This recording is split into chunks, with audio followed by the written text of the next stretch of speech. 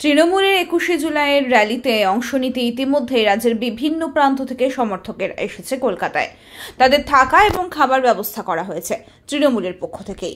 সেই পরিস্থিতি খতিয়ে দেখতে রবিবার সন্ধ্যায় সল্টলেকের করুণাময়ীতে বইমেলা প্রাঙ্গণে আসেন তৃণমূলের second in command Abhishek Bandyopadhyay. কলকাতার বেশ কয়েকটি জায়গার পাশাপাশি সল্টলেকের বইমেলা প্রাঙ্গণেও আগত তৃণমূল কর্মীদের থাকা এবং খাবার ব্যবস্থা করা হয়েছে।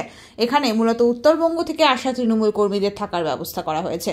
রবিবার সন্ধ্যায় এখানে পৌঁছে সমস্ত ব্যবস্থা খতিয়ে দেখেন অভিষেক বন্দ্যোপাধ্যায়। উপস্থিত ছিলেন রাজ্যের দমকল মন্ত্রী এবং এই অঞ্চলের বিধায়ক সুজিত বসু। এখানে উপস্থিত তৃণমূল কর্মীদের সাথে কথাও বলেন অভিষেক বন্দ্যোপাধ্যায়।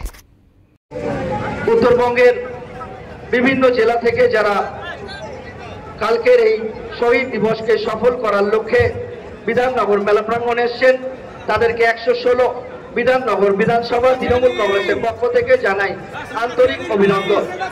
অভিষেক ব্যানার্জি স্বাগতম, অভিষেক ব্যানার্জি স্বাগতম, বাংলার নয়নের মণি অভিষেক ব্যানার্জি স্বাগতম, ছাত্র যুবদের নয়নের মণি অভিষেক ব্যানার্জি স্বাগতম, বাংলার উন্নয়নের কান্ডারি অভিষেক ব্যানার্জি স্বাগতম, বাংলার নয়নের মণি অভিষেক ব্যানার্জি স্বাগতম, এই ছাত্র যুবদের নয়নের মণি অভিষেক ব্যানার্জি।